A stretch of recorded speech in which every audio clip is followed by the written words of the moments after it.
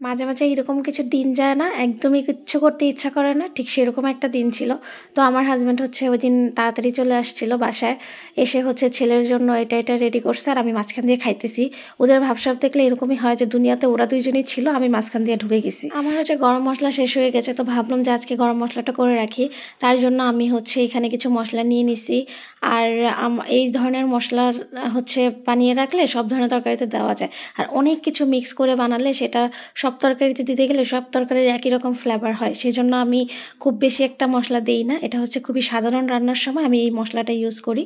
Normal meet রান্নার কথা বলতেছি, বা নর্মালি খিচুড়ি রান্না করলে এটা আমি দিই, কারণ দাঁতের নিচে পড়লে খুবই বিশ্রী লাগে, তার চেয়ে ব্লেন্ড করে দেওয়া খুবই ভালো। হচ্ছে এরকম পরিমাণেই দিই। আমি নর্মালি সব মশলা হচ্ছে একসাথে করে বানাই না, কারণ ওইটা আমার মনে হয় সব তরকারিতে একই রকম ফ্লেভার চলে আসে। তো অন্যরকম রান্না যেগুলো করি স্পেশাল করে ওগুলো ইনস্ট্যান্ট বানায় করি। আর নর্মালি হচ্ছে বাসায় রেগুলার যেসব রান্না করি ওই রান্নাতে শুধুমাত্র হচ্ছে আমি এইটুকু গুঁড়ো করে দিই। আর বাকি তেজপাতা বা হচ্ছে অন্য কোনো কিছু যদি দিই সেটা আমি আলাদা করে দিই আর কি, আস্ত দিই। বাট এইটুকু হচ্ছে দাঁতের নিচে পড়লে খুবই বিচ্ছিরি লাগে, তাই হচ্ছে এইটুকু আমি গুঁড়া করে দিই। সো এখন এগুলাকে হচ্ছে আমি চুলাতে বসাবো। প্রথমে আমি একটা প্যান বসিয়ে নিচ্ছি। প্যানটাকে হচ্ছে আমি একটু গরম করে নিচ্ছি। প্যানটা গরম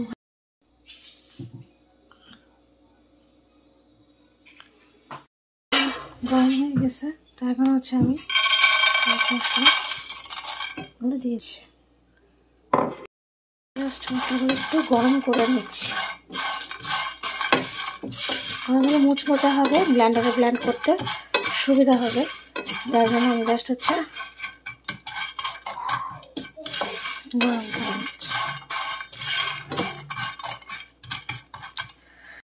মানে গরম হয়ে গেছে, মানে হাত দিয়ে ধরা যায় এরকম গরম। সো এখন আমি চুলাটা বন্ধ করে দিব, বন্ধ করে হালকা ঠান্ডা হওয়া পর্যন্ত ওয়েট হয়ে গেছে। সো এখন এগুলো তাড়াতাড়ি রাখলে বেশি পুড়ে যেতে পারে, তাই হচ্ছে আমি একটা ছড়ানো প্লেটে ঢেলে রেখে দিব। সো এটা একটু হালকা ঠান্ডা হবে, তারপর এটাকে আমি ব্লেন্ড করব। এগুলো হয়ে গেছে।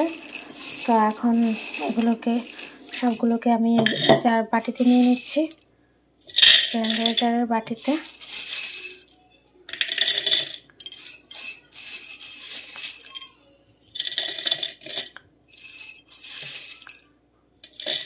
আমি কম করেই বানাচ্ছি, কারণ খুব বেশি গরম মশলা ইউজ করি না বাটিতে।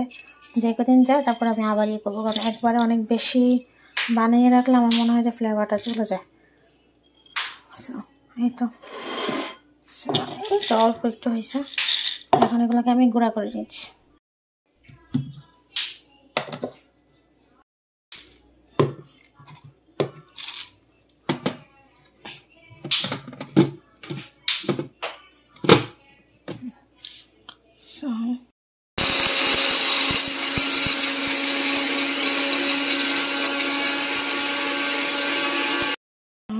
এখন আমার গুঁড়াটা হয়ে গেছে, একদম ফাইন গুঁড়া হয়েছে।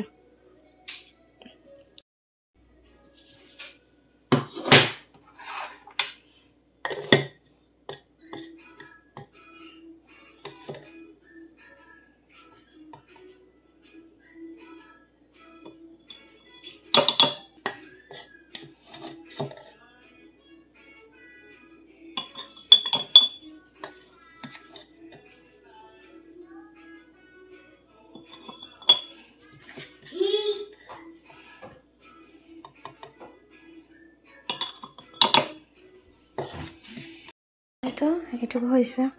আমার হাজব্যান্ড এটাতে গরম মশলা রাখছে এতদিন, এখন এটাতে আমি রাখতেছি। সো ঢাকনা